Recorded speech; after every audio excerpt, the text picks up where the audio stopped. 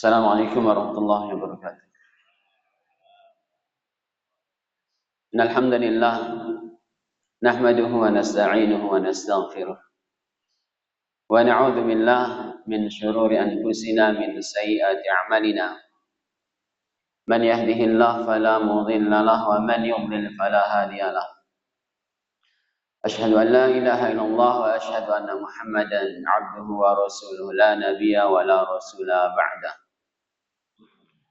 يا أيها الذين آمنوا اتقوا الله حق تقاته ولا تموتن إلا وأنتم مسلمون.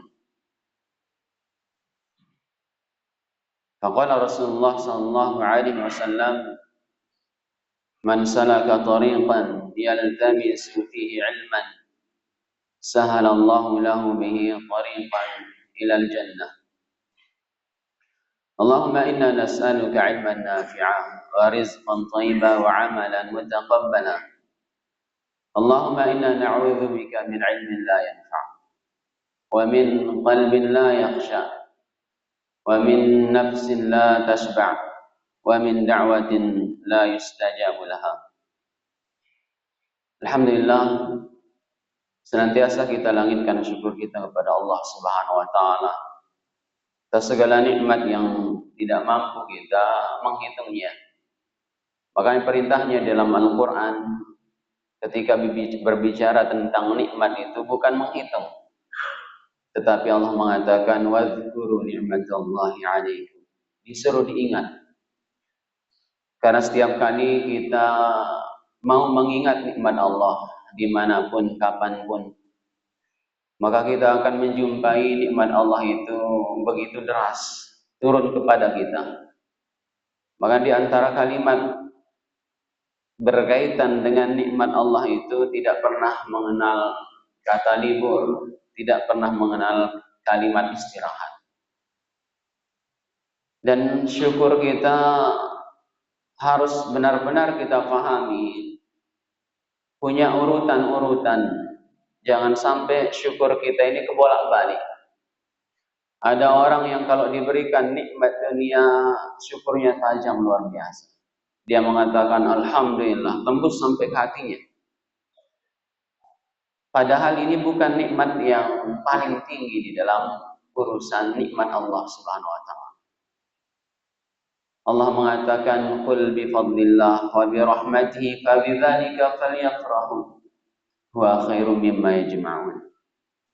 Nikmat yang paling tinggi yang Allah berikan kepada seorang hamba itu nikmat iman, merasakan halawatul iman. Bukan hanya iman biasa, tapi iman yang benar-benar menjadi pemanis di dalam kehidupannya. Diberikan nikmat pertolongan untuk bisa beribadah kepada Allah, itu nikmat yang paling tinggi. Nikmatul Islam.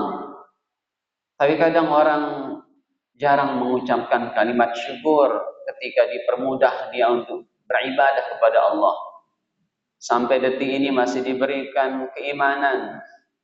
Boleh jadi ada di antara hamba yang kering lisannya mengucapkan kalimat syukurnya.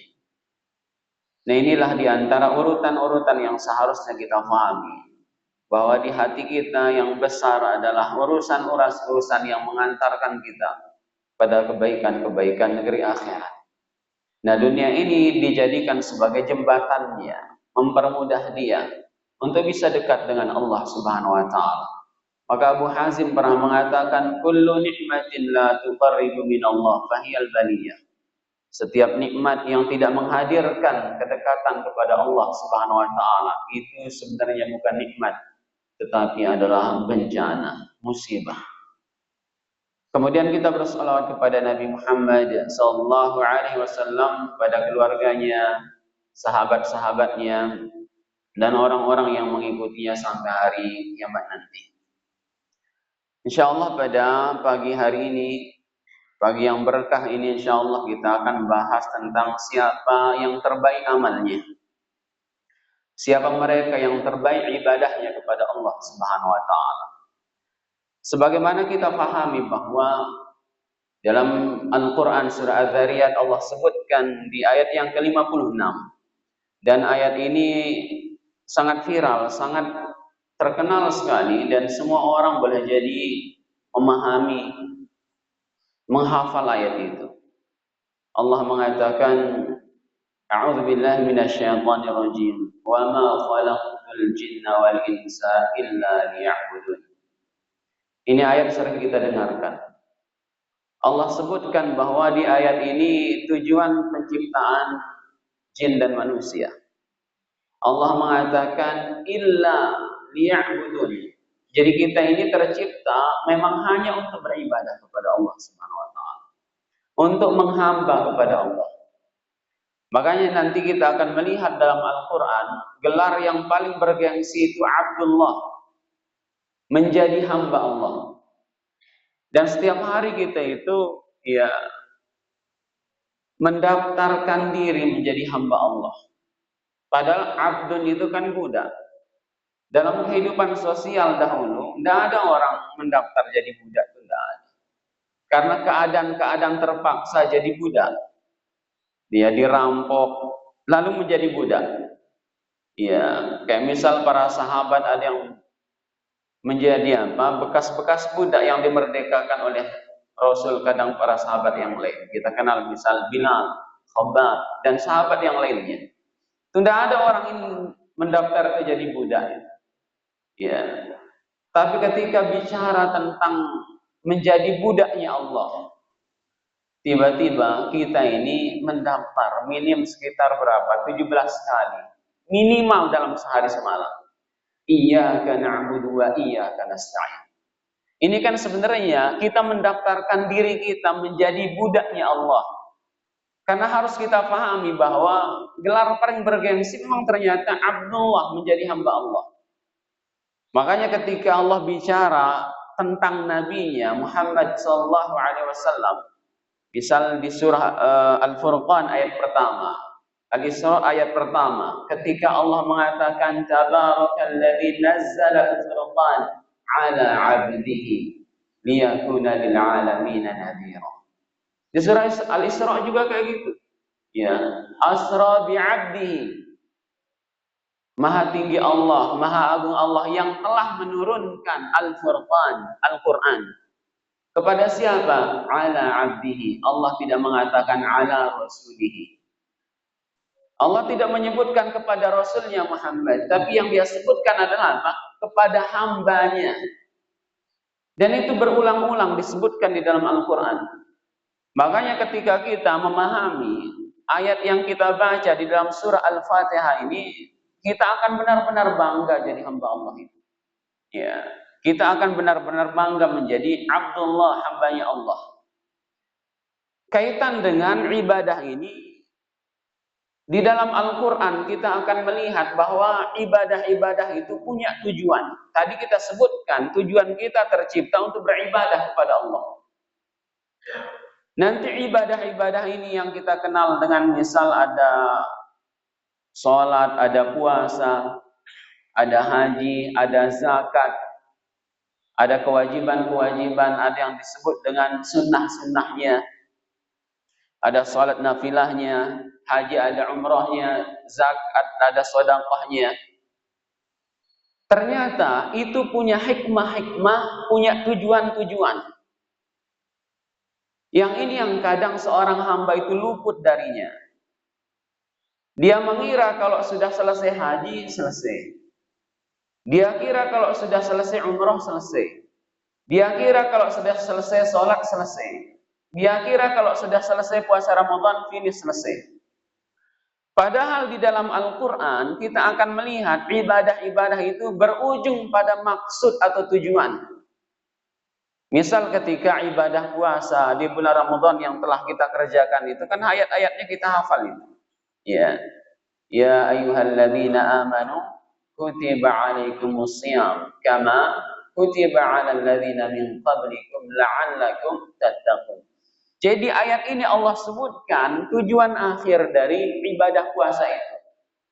Apa kata Allah? La'allakum tattaqun. Agar supaya kata Allah meningkat kualitas takwa kalian. Agar meningkat kualitas kedekatan kita kepada Allah Subhanahu wa taala. Apalagi misal sholat. Ternyata sholat itu adalah ibadah yang juga punya tujuan. Setelah kita sholat ada tujuan yang harus kita dapatkan. Misal ketika Allah sebutkan di surah Taha ayat 14, di surah Ar-Ra'd juga nanti. Ya. Kemudian di surah Al-Ankabut di ayat 45. Ketika Allah mengatakan innani anallahu la ilaha illa ana fa'budni wa aqimis salata li dzikri. Innani anallah. Sungguhnya sayalah Allah. Ya, la ilaha illa ana. Tidak ada sesembahan yang berhak disembah dengan penuh rasa cinta kecuali saya, kata Allah. Maka sembahlah saya, kata Allah, dan dirikan salat li dzikri, untuk mengingatku, kata Allah. Berarti di sini ada yang disebut dengan apa? Maksud salat itu. Tujuan dari salat supaya terhubung dengan Allah. Apa ciri-cirinya ketika kita ini terhubung dengan Allah dalam salat-salat kita? Allah sebutkan di surah Ar-Ra'd. Alladzina amanu wa tatma'innu qulubuhum bi dzikrillah. Orang-orang beriman, kata Allah, tenang hatinya ketika mengingat Allah. Tadi kita sebutkan zikir sama dengan salat. Salat sama dengan menghadirkan ketenangan. Jadi ada maksud-maksudnya, ada tujuan-tujuannya. Bahkan nanti lebih tajam kita akan melihat setiap gerakan dan bacaannya punya tujuan semua. Sedekah kita, zakat kita, apa kata Allah? Tutahhiruhum wa tuzakkihim biha. Supaya hartanya bersih, supaya jiwanya bersih, kata Allah Subhanahu wa taala. Al-Qur'an kita fihi dzikrukum, lebih-lebih Al-Qur'an. Maka inilah kemudian sebabnya Allah perintahkan kita itu beribadah dengan kualitas. Supaya apa? Tercapai tujuan-tujuan ibadah itu. Bukan kuantitasnya, bukan hitungan ibadahnya. Makanya perintah-perintahnya dalam Al-Quran memang begitu. Ya. Di surah Al-Mulk misal yang sering dibacakan oleh para imam di ayat yang kedua. Apa bunyi ayatnya? Alladzi khalaqal mauta wal hayata liyabluwakum ayyukum ahsanu amala. Bukan aktsaru amala, kata para ulama. Dia yang menciptakan kematian dan kehidupan untuk menguji kalian, kata Allah. Untuk apa? Ayyukum, siapa di antara kalian yang terbaik amalnya, bukan yang terbanyak. Yang terbaik amalnya, yang berkualitas amalnya. Di surah Hud juga di ayat yang ke-7 juga demikian. Ya alladzi khalaqas samawati wal ardh fi sittati ayyam wa kana 'arshuhu 'alal ma' liyabluwakum ayyukum ahsanu amala. Yang telah menciptakan langit dan bumi ini, kata Allah, dalam 6 masa. Ya. Wa kana 'arshuhu 'alal ma'. 'Arsy-nya kemudian di atas air, kata Allah. Kemudian liyabluwakum, untuk menguji kalian, ayyukum ahsanu amala. Yang siapa yang paling berkualitas amalnya. Juga di antara doa yang ini insya Allah sering kita baca di penghujung sholat kita. Ketika Rasul mengajarkan kepada Mu'adz, ya, radhiyallahu anhu. Rasul mengatakan, berwasiat kepada Mu'adz untuk membaca doa ini di setiap penghujung sholatnya. Kan di antara doa yang mustajabah itu kan sebelum salam. Setelah tasyahud kita membaca beberapa doa. Di antaranya apa yang diajarkan oleh Rasul? Apa doanya? Apa doanya itu? Allahumma a'inni ala dzikrika wa syukrika wa husni ibadatik. Jadi kita meminta pertolongan kepada Allah agar terus terhubung dengan Allah. Jadi ternyata zikir itu tidak mudah. Ya. Makanya butuh bantuan dari Allah Subhanahu wa taala. Demikian syukur juga, kita minta bantuan kepada Allah supaya bisa hati kita ini punya kehidupan syukur. Nah, yang terakhir kaitan dengan bahasan kita ini, wa husni ibadah. Ya Allah, bantu juga saya, ya Allah, supaya memberikan ibadah yang berkualitas, bukan yang banyak. Makanya nanti kita akan melihat apa? amal-amal yang banyak yang tidak berkualitas ini ancamannya banyak di dalam Al-Quran. Amilatun nasibah taslana narhan. Ada orang bersusah payah kata Allah itu beribadah. Memang utamanya tafsirnya itu ibadahnya orang-orang tidak beriman. Tetapi ayat ini juga kata para ulama bagi mereka yang tidak fokus pada kualitas amalnya. Ya. Akhirnya apa? Tasla naran hamiyah. Masuk ke dalam api neraka. Fawailul lil musallin. Dia ibadah tapi tidak punya kualitas ibadahnya. Ya, alladzina hum an salatihim sahun. Salatnya lalai kata Allah. Syekh Utsaimin mengatakan lalai itu gimana? Qalbuhu yatajawwal yaminan wa shimalan. Jadi hatinya itu seperti jam. Kiri dan kanan terus gitu. Allahu Akbar gitu. Hatinya di pasar, hatinya di kantor, hatinya di mana gitu. Tidak menghadirkan kualitas amal. Banyaknya saja, ya. Ibadahnya tidak menghadirkan apa? Kualitas. Ya ada ancaman-ancaman berat itu. Ada orang syahid itu kan ada 3 kelompok punya zahirnya amal-amal besar semua. Tapi berujung pada neraka semua itu.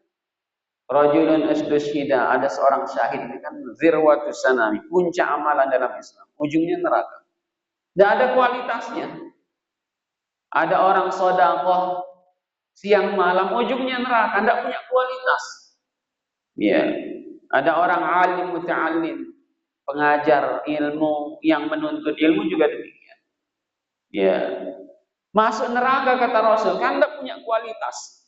Makanya inilah yang harus kita pahami. Lalu bagaimana amal yang berkualitas itu seperti apa? Ya. Nah ini yang harus benar-benar selalu kita sadari setiap kita ingin beribadah kepada Allah. Allah ingin kita ini beribadah dengan kualitas terbaik. Ya. Lalu bagaimana kualitas amal terbaik itu? Maka para ulama kemudian sebutkan tentang amal-amal yang berkualitas baik. Di antaranya misal di dalam salah satu kitab Al-Unsu Billah, Syekh Ahmad At-Tayyar menyebutkan dalam kitabnya Bergembira dengan Allah Subhanahu wa taala. Ketika dia membahas bab tentang al-inayah bi husnil amal la bi kathrati. Perhatian terhadap kualitas amal bukan pada banyaknya amal itu. Dia mengatakan apa? Wa husnuha. Kualitas amal terbaik ini insya Allah ini juga kita sudah banyak paham. Tapi kadang cabang-cabangnya itu tidak banyak kita sadari. Ya, apa ahsanu amala itu kata para ulama? Yang sering kita ingat cuma dua kan? Apa di antara yang pertama apa? Amal terbaik itu gimana? Yang pertama apa syaratnya? Kalau ingin berkualitas amal itu, karena Allah bahasa agamanya apa itu? Ikhlas. Yang kedua, ittiba'ur rasul. Orang hanya berhenti kadang sampai situ. Dia bilang apa? Amal berkualitas itu memang itu syaratnya. Antakuna ala sunnah. Engkau itu harus di atas sunnah. Artinya ibadah ini pastikan sesuai dengan apa yang dituntunkan oleh Rasul sallallahu alaihi wasallam. Berarti butuh apa ini? Ilmu. Makanya Rasul bilang ketika misal urusan salat, sallu kama raaitumuni usalli kata Rasul. Salatlah kalian sebagaimana kalian melihatku salat. Kita pernah lihat Rasul enggak salat? Pernah mimpi? Ketemu Rasul juga belum. Nah, bagaimana maksudnya melihat ini? Bil ilmi, dengan ilmu. Ngelihat dengan ilmu, ya. Oh, takbir Rasul kayak gini, bacaannya seperti ini bacaannya, rukuknya kayak gini, sampai salamnya. Oh, puasanya, hajinya seperti ini. Jadi tidak boleh orang ngarang. Nanti ini yang disebut dengan perkara apa? Bid'ah, kalau orang itu berani tidak sesuai dengan yang dilakukan oleh Rasul sallallahu alaihi wasallam. Ya, adapun kaitan dengan khilaf itu perkara lain, ya. Yang kedua itu harus ikhlas. Ikhlas itu urusan apa? Hati. Berarti yang perlu diperbaiki apa? Hati. Makanya ini ancaman-ancaman di dalam amal ibadah itu ketika keluar dari ini. Lalu cabang-cabangnya inilah yang kemudian penting, yang harus apa? Tidak kalah penting untuk kita perhatikan. Lanjut Syekh Thayyar mengatakan amalan yang berkualitas itu adalah amalan yang bagaimana? Wa tasilu a'maluhu wa qurbatuhu ila qalbihi. Jadi amalan yang berkualitas itu adalah ibadah yang mana amalan itu kedekatan-kedekatan kita dalam ibadah itu tengah hatinya. Dia beribadah, tidak ghaflah, wala takun minal ghafilin. Jadi ketika bertakbir, coba kita tanya diri, sering tidak kira kalimat Allahu Akbar itu mempengaruhi kualitas hidup kita sampai ke hati? Apa yang terjadi ketika itu sampai kepada hatinya jadi baik, hatinya jadi khusyuk,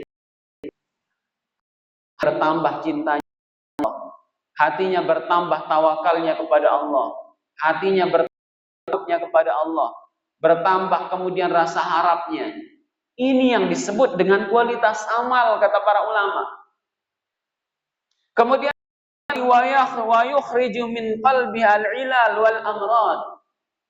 Jadi amal yang berkualitas itu, kata para ulama, bahwa ibadah itu harus menghilangkan penyakit dari hati kita. Ketika dia bilang Allahu Akbar, sombong hilang.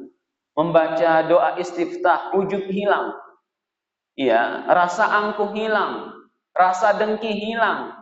Nah, ini maksud ibadah-ibadah itu. Makanya kalau ibadah ini ternyata tidak menghilangkan penyakit dalam diri kita, masih sholat kok masih mendengki, puasa kok masih kemudian apa?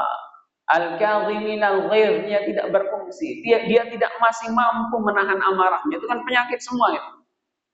Wal 'afina 'anil nas, di antara tujuan puasa apa kata Allah? Bisa memaafkan orang. Ternyata belum mampu memaafkan orang lain. Berarti ibadah itu sampai pada akhirnya para ulama mengatakan katsirun minan nas yahrisuna 'ala jam'il hasanat. Mereka hanya berfokus pada memperbanyak kebaikan. Tetapi apa yang terjadi? Qad fawwatu al-a'la bi tahsilil adna. Mereka itu mendapatkan yang apa? Kehilangan yang tinggi, mendapatkan yang rendah. Jadi kalau orang hanya beribadah fisik itu rendah di sisi Allah Subhanahu wa taala. Karena semua orang bisa melakukannya. Tapi dia kehilangan apa? Tujuan, kehilangan makna dari ibadah itu. Makanya ibadah-ibadah ini wasilah, kata para ulama. Wasilah, perantara saja. Salat itu sarana, puasa sarana, sedekah kita sarana, haji kita sarana. Ada goyahnya, ada maksudnya. Apa tadi kita sebutkan? Li islahil qalb, supaya hati kita sehat, supaya hati kita bersih. Makanya coba kita cek kembali tentang apa? Ibadah-ibadah kita ini, ya. Ibadah-ibadah yang kita lakukan ini coba dicek kembali. Jadi kata penulis apa? Kebanyakan kita ini terlalu fokus pada gerakannya saja, bacaannya saja, tidak terfokus kepada makna. Coba lihat sholat kita hari ini, apa yang dihasilkan? Ya, padahal semua gerakan sholat bacaannya itu punya maksud semua itu. Ada dalam satu kitab bagus sekali apa? Ketika bicara tentang tadabbur sholat dan gerakannya. Kenapa orang kemudian bertakbir Allahu Akbar? Ada orang cuma takbir saja, dia tidak paham apa sebenarnya maksudnya itu. Kenapa lafaz takbir Allahu Akbar yang diucapkan berkali-kali? Lalu gerakan tangannya bukan dari sini kemudian maju, tapi dari apa? Dari sini kemudian dia ke belakang. Itu punya makna semua. Para ulama katakan apa? Ketika dia bertakbir, mulai dia gerakan tangan itu melambangkan tentang apa? Dia membuang dunia dalam kehidupannya. Dia membuang dunia di dalam hatinya. Lalu diikat dengan kalimat Allahu Akbar. Masuk ke dalam hatinya. Semuanya, apalagi bacaannya surah Al-Fatihahnya itu merubah orang. Pernah tidak kita berpikir di antara gerakan sholat yang 2 kali itu apa? Dalam 1 rakaat apa? Yang 2 kali apa? Sujud kan? Sujud itu 2 kali dalam 1 rakaat. Pernah tidak kita bertanya itu kenapa? Itu gerakannya itu sampai dibahas para ulama, maksud apa yang harus dia hasilkan. Makanya sujud pertama itu kata para ulama apa? Kita harus mengingat bahwa kita ini dari tanah. Apa yang hilang? Penyakit sombong hilang langsung itu. Penyakit angkuhnya hilang. Kemudian habis sujud ada jedanya apa namanya itu? Duduk di antara 2 sujud. Tahu enggak maknanya itu apa? Lama enggak kalau bacaan duduk di antara 2 sujud itu? Ada sekitar 2 menit. Kalau 2 menit itu ya kemungkinan tidur 5 menit. Sebentar, apalagi cuma bacaannya Rabbighfirli, selesai berapa detik itu. Tahu enggak mana yang kata para ulama? Mengingatkan kita tentang kehidupan dunia yang singkat. Lalu kita sujud kembali, kita akan berpulang kepada Allah, kita akan wafat. Itu belum bacaannya itu. Cuman gerakannya itu merubah orang. Itu maksud dari ibadah maksud. Akhirnya apa yang terjadi? Banyak sholat kemudian tidak ada pengaruhnya sama sekali. Makanya sering terkenal apa itu STMJ katanya apa? Sholat terus maksiat jalan. Karena memang dia tidak fokus pada makna ibadah. Makna ibadah kita benda. Maksudnya kita cari. Oh ternyata ini tujuannya. Akhirnya kita baru paham kualitas amal kita. Al-Quran kita. Ada orang kemudian fokusnya pada apa? Banyaknya saja. Saya harus 2 juz nih sehari. Bagus enggak? Ya enggak apa-apa. Saya harus ini menghatamkan Al-Quran setelah Ramadan ini. Ya bagus tidak. Tapi kalau tidak kualitas, ya Al-Quran.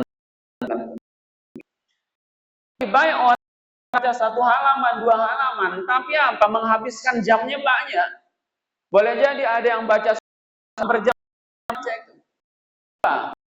Dia apa Allah menyampaikan ayat itu. Akhirnya apa? Berkualitas itu gimana? Bukan pada banyaknya, tapi apa? Bertambah tidak kira-kira rasa takut kita, bertambah tidak rasa harap kita, bertambah tidak cinta kita, bertambah tidak keyakinan kita dengan ayat-ayat yang dibaca. Nah ini kan menjadi evaluasi kita bahwa amal kita ini benar-benar berkualitas apa tidak. Tasbih, takbir, tahmid yang kita baca di setiap selesai kita sholat fardu. Itu berapa kali sehari semalam? Kan 33 kali. Kali 5 itu berapa dia jadi? 165. Itu jadi mesin enggak tasbih itu kira-kira? Untuk kehidupan kita. Tahmidnya gimana? Takbirnya. Ada orang itu ratusan kali, ribuan kali bilang subhanallah, tapi sering menyalahkan Allah dalam kehidupannya. Gagal, tidak ada kualitas tasbihnya.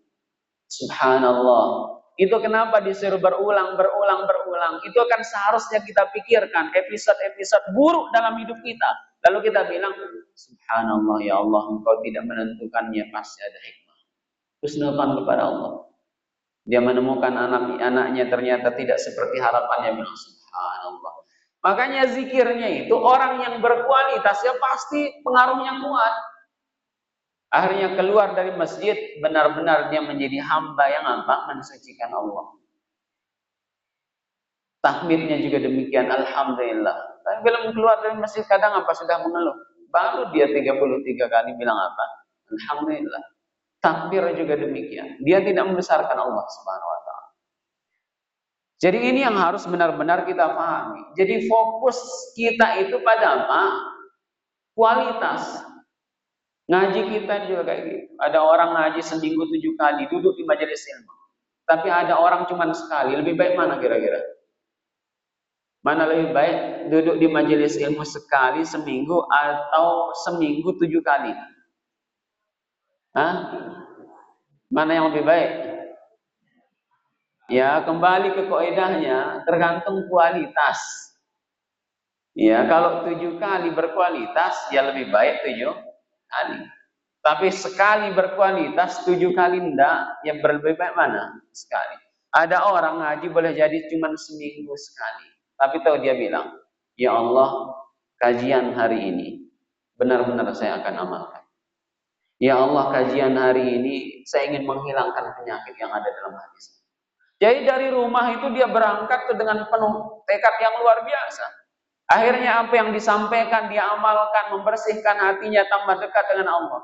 Tapi ada orang tuh di majelis ilmu 7 kali dalam seminggu, ternyata tidak ada perubahan sama sekali. Datang pergi, cuma kayak gitu saja. Ya, ketimbang duduk-duduk tidak karuan, mending duduk di majelis ilmu lah. Datang lagi gitu.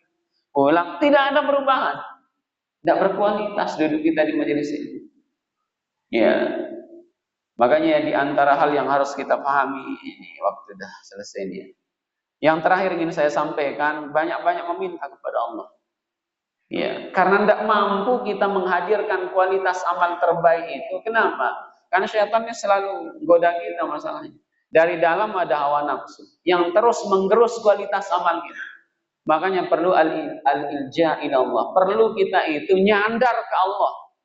Banyak-banyak doa. Banyak-banyak berdoa kepada Allah. Banyak-banyak bilang la haula wala quwata illa billah. Banyak-banyak kemudian meminta yang muqallibal qulub, tsabbit qalbi ala dinik. Allahumma a'inni ala dzikrika wa syukrika husni ibadah. Tuluslah meminta kepada Allah.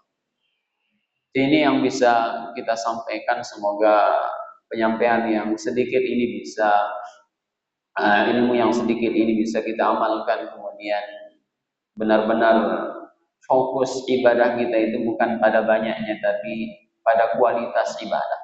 Karena hanya itu yang diterima oleh Allah Subhanahu wa taala. Innallaha thayyib la yaqbalu illa thayyiban. Oke. Satu pertanyaan. Oh ini. Bagaimana caranya ketika kita ikut sholat berjamaah, bacaannya imam agak panjang.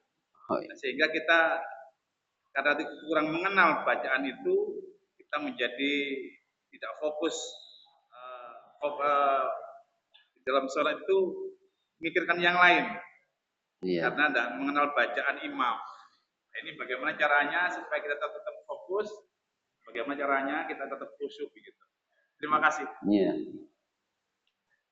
Kalau jawabannya secara fikih memang makmum dibela oleh Rasul ya. Kalau secara fikih, Mu'adz itu pernah baca di sholatnya itu surah Al-Baqarah. Lalu di belakangnya ini makmumnya ini kabur, coba bayangkan. Itu di zaman Rasul. Iya. Kabur dia, tapi tidak keluar, dia langsung mojok sholat sendiri. Ya, habis selesai sholat, apa kata sahabat ini? Nafaqa fulan, munafik orang ini, kata apa? Imamnya ini. Orang itu tidak terima. Ayo kita ke Rasul, kata yang mufaraqah tadi itu, berpisah dengan sahabat. Lalu dia bilang, sudah menyampaikan beberapa ini, imamnya menyampaikan argumen, sahabat juga menyampaikan ke Rasul. Tahu kata Rasul, afatan anta ya Mu'adz, jangan buat fitnah Mu'adz. Jangan buat apa? Fitnah, kata Rasul. Aina anta min sabbihi isma rabbikal a'la. Di mana kamu dari surah itu? Maksudnya coba baca surah ini. Ya. Disuruh baca kemudian hal ata. Kadang kita kepanjangan dah ini kira-kira. Jadi disuruh baca itu sama Rasul. Nah, di antara fikihnya imam itu apa? Memahami jamaah. Kadang ada yang musafir, boleh jadi ada yang tua dan lain sebagainya. Itu kok jawaban secara fikih kayak gitu. Ya. Artinya imam memang harus memperhatikan. ya kualitas jamaahnya ini kira-kira gimana gitu. Maka di antara fikihnya itu yang berhak jadi imam itu ya tuan rumah. Karena dia yang paling paham ini apa, makmumnya seperti apa. Ya, kalau dari luar tidak paham dia, tiba-tiba nanti ayatnya kependekan, nanti makmumnya pendek sekali. Nanti kepanjangan juga kan dia tidak paham tentang kualitas jamaahnya. Tetapi kalau kita bicara secara tazkiyatun nufus, ini jawabannya bisa berbeda.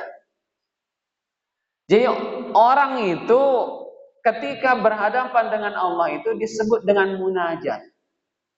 Yunaji Rabbah. Dia itu sedang apa? Berdialog dengan Allah. Dia sedang, jadi makmum itu sedang diajak bertemu dengan Allah Subhanahu wa taala. Senang enggak kira-kira? Mau lama apa enggak kira-kira kalau bertemu dengan penguasa raja ini? Disinilah nanti bahasan tazkiyatun nufus itu menentukan tentang kualitas iman kita yang sebenarnya. Ada orang sehat fisiknya, tidak bisa lama dia. Tapi kalau urusan dunia itu bisa lama sekali. Ya. Tapi ada orang tua, dia sudah memang sepuh sekali. Ada saya di Lombok itu Masya Allah, luar biasa. Itu umurnya sudah tua sekali. Tapi lebih kuat daripada yang muda. Berdirinya itu. Karena ada halawatul iman, ada kenikmatan iman yang dia rasakan. Berarti ketika kita ini diajak bertemu dengan Allah Subhanahu wa taala, kok kita menggerutu? Padahal bacaan imam itu bacaan makmum, artinya pahalanya semakin panjang, semakin besar pahala makmum. Padahal yang baca, yang berbusa membaca itu imam. Yang lelah itu imam. Makmum tinggal apa? Dengar saja. Pahalanya dia dapat. Bertemu munajat dengan Allah. Menumpahkan semua apa? Masalah-masalahnya. Makanya sholat itu kan secara bahasa apa? Doa dia. Ya. Makanya ketika ada orang yang kemudian memprotes, ya imam, tapi insya Allah lah kalau kita ya tidak kepanjangan sekali lah gitu ya. Ya standar, namanya standar masih di bawah. Satu halaman gitu ya, udah panjang sekali menurut kita. Padahal kan panjangnya Rasul ya bukan itu kan. Ya Al-Baqarah. Pernah satu malam itu Rasul satu rakaat itu 3 surah. Al-Baqarah, Al-Imran, An-Nisa. Satu rakaat. Pernah enggak kira-kira salat malam kayak gitu? Ya seharusnya kita malu. Maka di antara trik-triknya kata para ulama itu apa? Kita harus membesarkan ibadah itu. Kita harus mengagungkan bahwa ini pertemuan dengan Allah. Dan boleh jadi itu adalah pertemuan terakhir. Ya. Jadi itu ya kaitannya tentang kalau jadi sisi fikihnya ya kayak gitu. Ya. Tapi secara tazkiyatun nufus boleh jadi kita ada masalah. Makanya kalau tidak kuat kan nanti kalau memang benar-benar tidak mampu ada solusi dari Islam kan. Berdiri, duduk kan gitu. Tidak mampu duduk gimana? Ya baring gitu kan. Tidak mampu ya dengan isyarat. Ada kemudahan. Ya, oh iya. Itu mungkin yang bisa kita sampaikan. Mohon maaf atas segala khilaf. Ya. Kita tutup dengan doa kafaratul majlis. Astaghfiruka wa atubu ilaik. Sekian, assalamualaikum warahmatullahi wabarakatuh.